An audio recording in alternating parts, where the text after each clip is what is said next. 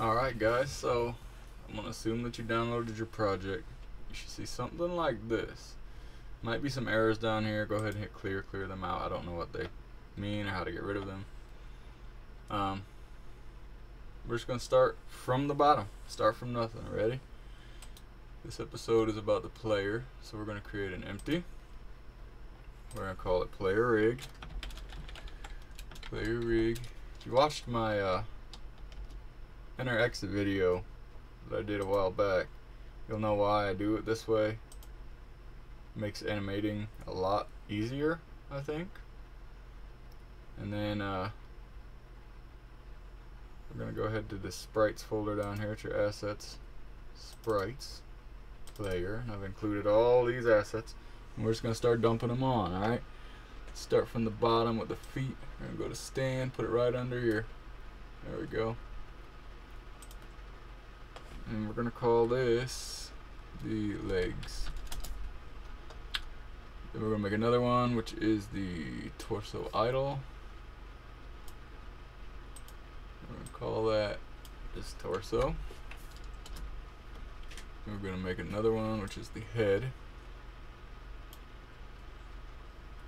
Alright, like so. And just so it doesn't get screwed up in the when you're playing, let's put the head on level 2. The torso, order and layer to level 1. And the legs to level 0. That way they don't, I don't know how I just did that, but that way they don't ever interfere with each other. That takes care of that. Now let's make him move. We'll worry about animating in a little bit. So let's go to player rig and right click on it, and we want to add, can I not do that from here? Okay, that's fine. Let's go to scripts folder, right click, create, C# script. We're going to call this player control, and we're going to open it up. Maybe it'll load today. Usually this part, I mean, you could probably grow a full beard by the time it's done. We'll give it a second.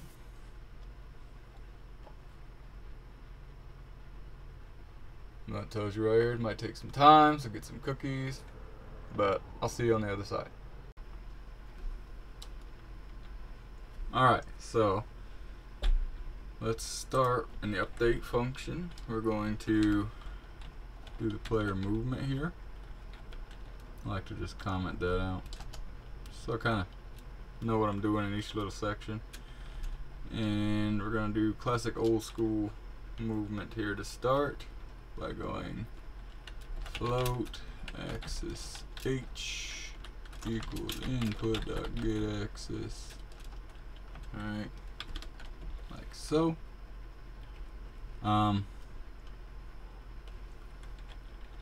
And we want the horizontal,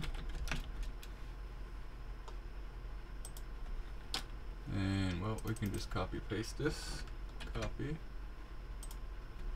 and paste, switch this to V, this to vertical,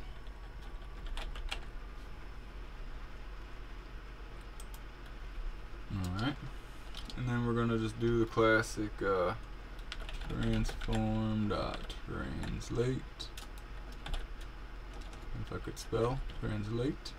Alright. Like so. And that's gonna take a vector 3. I guess we could use a 2. That's fine. Vector 3, which will be axis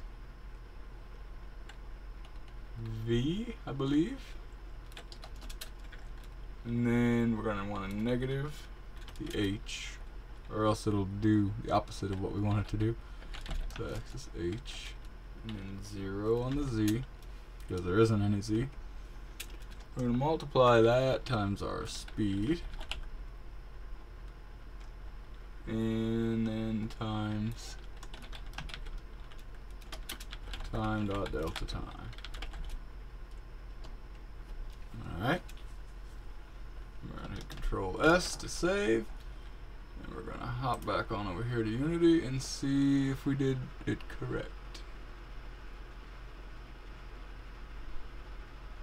Attach that to here. It's on. It says, oh, yeah, we have to actually make our speed variable here.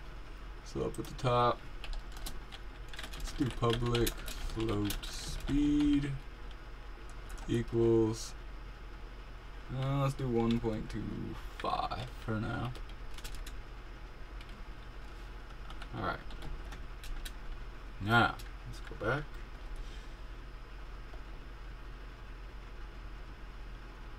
Alright. Non-invocative member, that's because we gotta put new. It's a new vector 3. Sorry about that. Let's go back.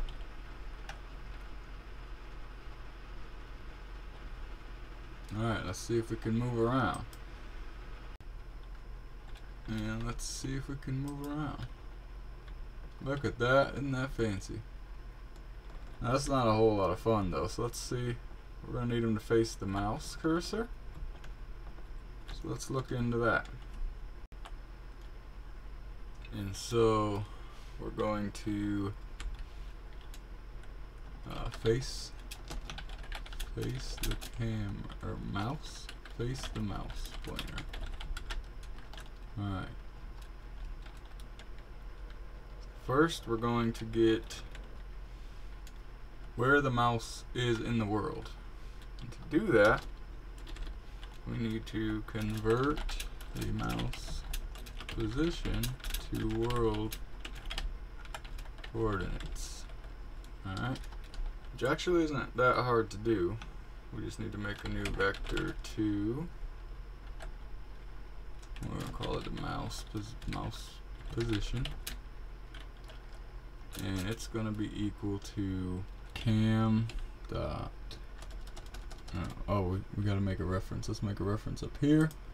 At the top, we're going to make a camera cam. Alright, and then in the start method, we're going to say cam equals game object dot find of type. Alright, find object of type. And just look for any camera because there's probably only going to be one. So just find us a camera, make that cam, good to go. Alright. With that done, you come back down and say cam.screen to world point. And then what point? We want the input dot mouse position. Right here. Just like that.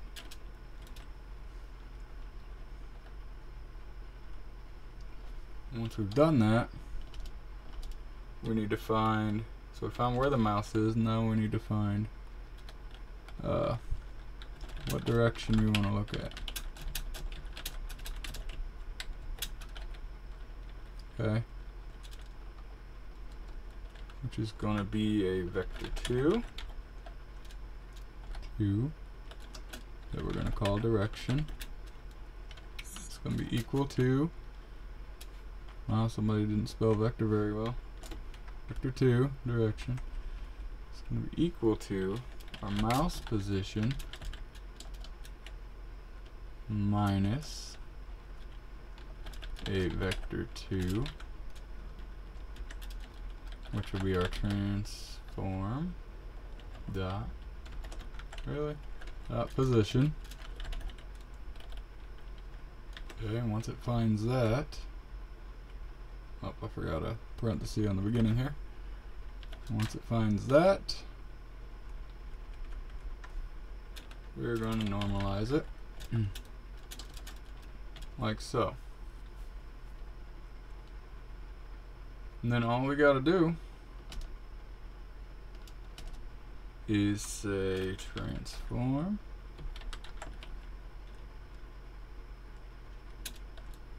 dot right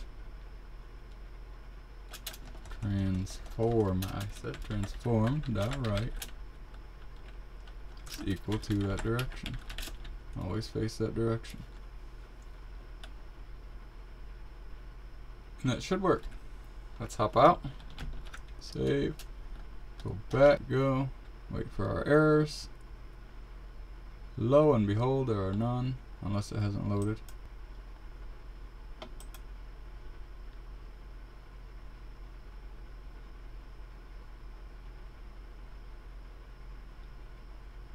And we're getting some weird rotations here. That's because these are not centered. So we'll just go through and center these. 0, 0, 0. I don't know why they're not centered. That's kind of strange. 0, 0, 0. And 0, 0, 0.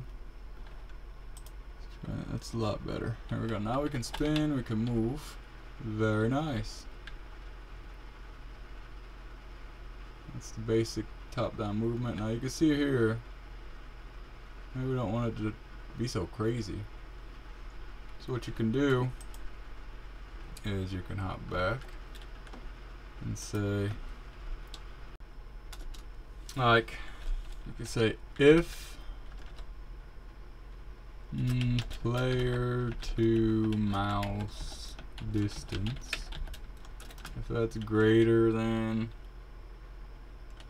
or equal to, let's say, 0.25f. Alright, so maybe we don't want them to turn it all the time. We'll control X there, control V there. And we're going to need to know what this is, because it has no idea. And let's make that now. It's going to be a vector2 dot distance.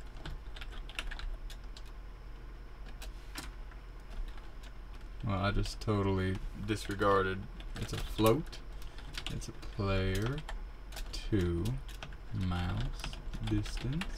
And this can be used for a lot of things, as you'll see later. Okay. Player to mouse distance will be a vector2 dot distance. And it's the distance between our mouse position and our vector2, which is our transform dot position. Like that. So now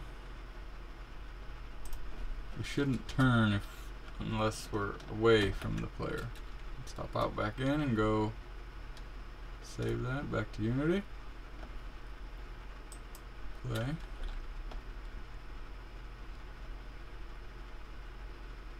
What did it do? Not save? Oh no. Alright, hold on a second. All three of these are going to be 0, 0, 0. Alright. There we go. I must have did it in game last time, so it didn't save. You always want to make changes outside of playing. As you can see, we have a character who, you know, it doesn't really mess with him when you're up close. I mean, you might want to leave it the other way. That's player preference. I don't want it to go crazy all the time. But he can walk around now, and you can face the mouse. And that's going to be it for this episode. Next episode, we're going to animate him. We'll give him a walk or run speed, we'll animate him, and take it from there. Thanks for coming along on the journey, guys. Appreciate it. Take it easy.